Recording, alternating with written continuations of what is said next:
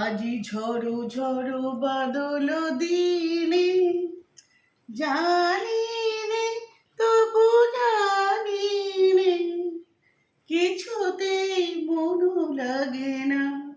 তাই বললে হবে? রান্নাতে মন তো লাগাতেই হবে। তো আজ বর্ষা, মানে চারিদিকে বৃষ্টি হচ্ছে, তার মধ্যে গরম গরম ভাত আর একদম সুন্দর করে মাখা মাখা করে আলু সেদ্ধ, সাথে রয়েছে মাছ ভাজা, মুসুরির ডাল। আচ্ছা, মুসুরির ডাল তোমরা কী দিয়ে খাও গো?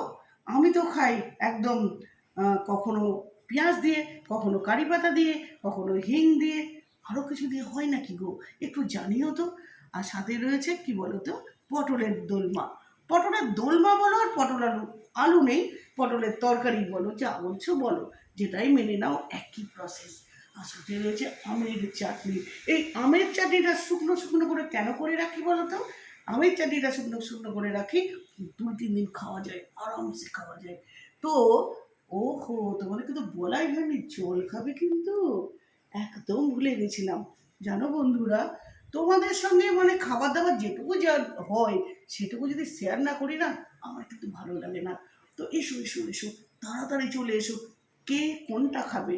আমার তো সব থেকে বেশি ভালো লাগবে কি বলো তো, ভাত, আলু সেদ্ধ আর ডাল। আর আমরা কিচ্ছু চাই না। দারুণ সুন্দর। এটা আমার ছেলেরও পছন্দ, আমারও পছন্দ, আমার ছেলেরও পছন্দ। আর আমার ছোটো মেয়ে একটু পটলের তরকারি ভালোবাসে, তাই ওই জন্য একটু মাখো মাখো করে পটলের তরকারি বানিয়ে দিয়েছি। সাথে রয়েছে মাছ ভাজা। আর কিছু লাগতো নাকি গো? আমার তো মনে হয় এটাই যথেষ্ট। আচ্ছা আচ্ছা, তাড়াতাড়ি মাখো মাখো করে খেয়ে নাও তোমরা। আসি গো, টাটা। আবার দেখা হবে ঠিক ঠিক ঠিক সন্ধ্যে 7টায়। আমি আসছি লাইভে, এসো কিন্তু তোমরা। আসি।